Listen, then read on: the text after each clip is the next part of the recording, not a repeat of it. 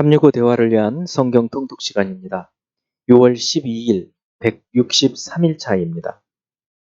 오늘 읽으실 말씀은 시편 55에서 57편이고 묵상하실 본문은 55편 1에서 8절입니다. 말씀의 교요입니다. 이스라엘은 국가 공동체가 전쟁으로 위태로워졌을 때 절박하게 기도를 드렸습니다. 이때의 기도문들이 시편에 있죠. 아삽의 시와 고라의 시가 여기에 속합니다. 이 공동체 기도 시에는 개인 기도문과 유사하지만 나 대신에 우리가 주어로 나타나고 지난날에 도우신 이 하나님의 행적을 상기시키며 기도하는 특징이 있습니다. 대체로 다음과 같은 패턴을 가지고 있는데요. 첫째, 주께서 들으시고 도우시기를 간구하고, 둘째, 하나님의 진노하심이나 이스라엘이 당하는 모욕과 고난 등의 곤경을 호소하고, 셋째, 이스라엘이 하나님의 백성이라는 사실을 언급하고, 넷째는 과거에 행하신 하나님의 일을 상기시키고, 다섯 번째, 하나님께서 구원하시면 감사하며 찬양하겠다는 서원 기도를 합니다. 55편 표제에는 저작 배경이나 시기가 나와 있지는 않지만 학자들은 배반당한 자의 탄식을 근거로 압살롬과 다윗의 친구이며 모사였던 아히도벨의 반역 사건을 배경으로 생각합니다.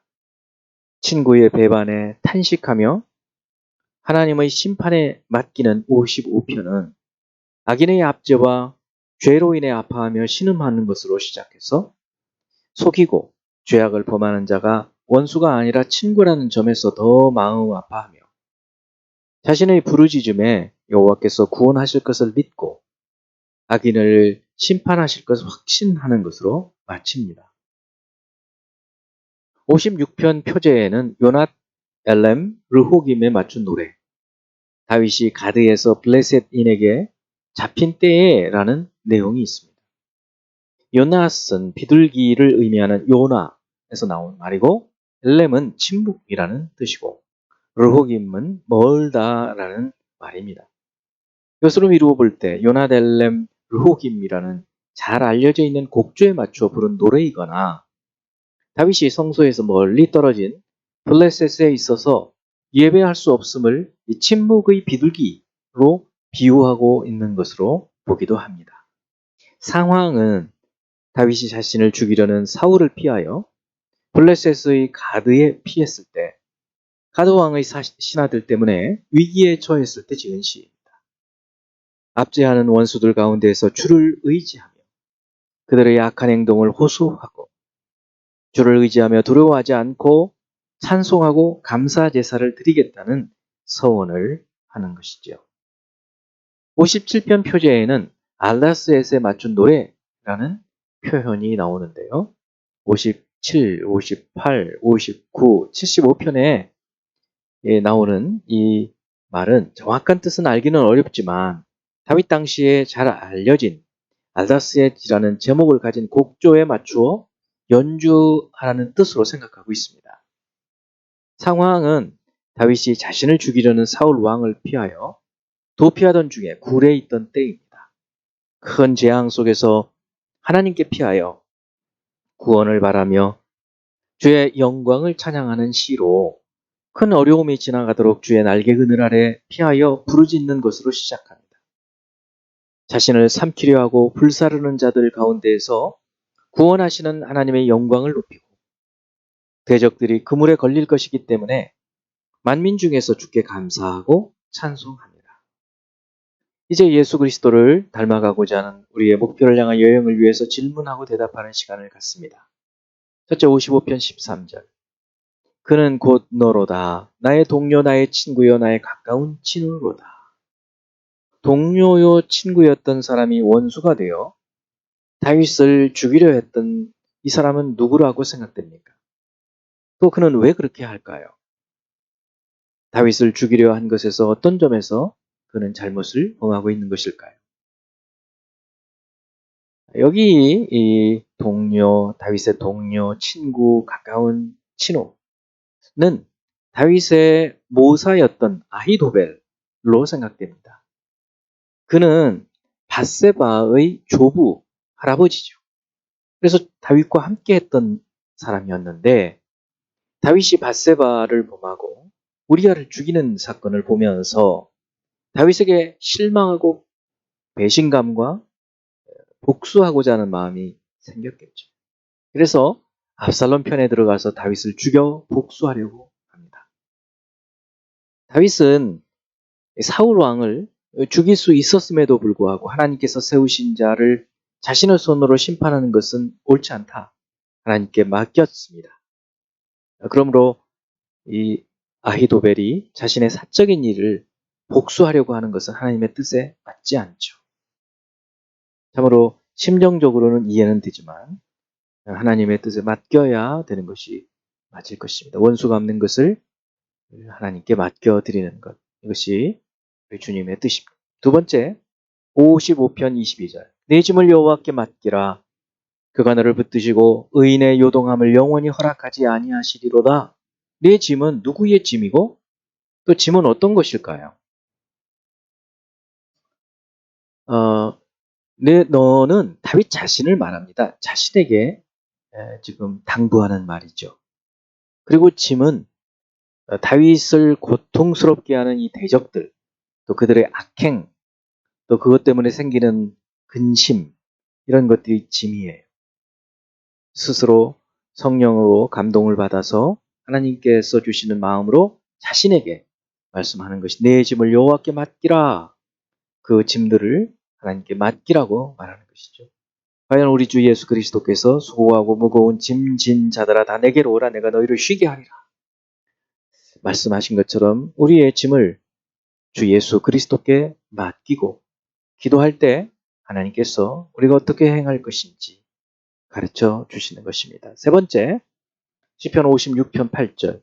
나의 유리함을 주께서 계수하셨사오니 나의 눈물을 주의 병에 담으소서. 이것이 주의 책에 기록되지 아니하였나이까. 자, 이 내용으로 미루어 볼 때 다윗의 현재의 처지는 어떤가요? 유리함, 떠돌아다니는 것이죠. 수년 동안 정착할 것이 없이 거의 10여 년을 사울 왕에게 쫓겨서 돌아다니고 있을 때 많은 고통 가운데 눈물을 흘리며 하나님께 기도하고 있는 내용입니다. 처절한 그런 상황이죠. 우리도 어려움 가운데 있을 때 사람들을 의지하지 않고 하나님께 우리의 처지를 아뢰는 저희들이 되기를 바랍니다. 그것이 예수 그리스도께서 보여주신 방법입니다. 네 번째, 57편 5절. 하나님이여 주는 하늘 위에 높이 들리시며 주의 영광이 온 세계 위에 높아지기를 원하나이다. 57편의 표제에서 보여주듯이 사울 왕의 군사들의 수색을 피해서 다윗이 이 굴에 있으면서 사절과 같은 참혹한 상황 속에서 시선을 하늘 위에 계시는 하나님과 그분의 영광으로 향합니다. 자, 그러자 후반절에서 변화가 일어나죠. 어떤 변화가 일어나?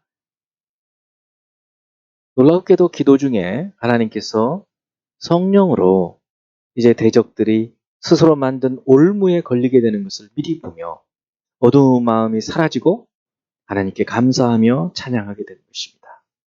이처럼 기도는 하나님의 뜻을 헤아려 알게 하고 우리의 사정을 아뢰일 뿐만 아니라 하나님께서 성령을 통해서 하나님의 뜻대로 간구하게 하심으로 놀라운 기적과 같은 일들을 기도 중에 체험할 수 있게 되는 것입니다. 다섯 번째, 57편 7절.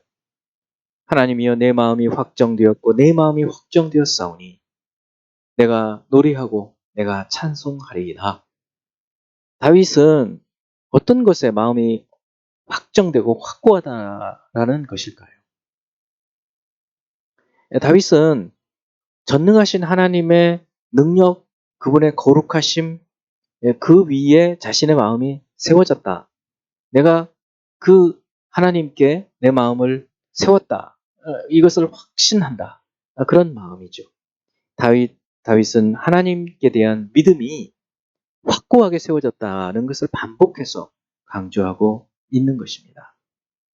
우리도 예수 그리스도를 향한 이 믿음으로 험악한 세대에서 우리가 승리하고 이겨나갈 수 있음을 믿습니다. 이제 한 구절의 말씀을 묵상하여 교훈으로 삼고 기도하는 시간을 갖습니다. 55편 22절. 내 짐을 여호와께 맡기라. 그가 너를 붙드시고 의인의 요동함을 영원히 허락하지 아니하시리로다. 우리가 지금 지고 있는 여러 짐들, 스트레스들, 이거를 우리가 그냥 붙들고 있지 않고 기도하면 하나님께 맡겨드리면 하나님께서 그 짐을 맡으시고 또 하나님께서 맡으시면서 우리에게 무엇을 할 것인지, 무엇을 해야 하는 것인지, 어떻게 살아야 하는 것인지를 세미하게 음성으로 알려주시는 것입니다. 그 말씀을 따라서 살아가는 저희들이 되길 바랍니다. 기도하겠습니다. 하나님 아버지, 우리의 짐을 대신 짐지시는 주이심을 믿습니다.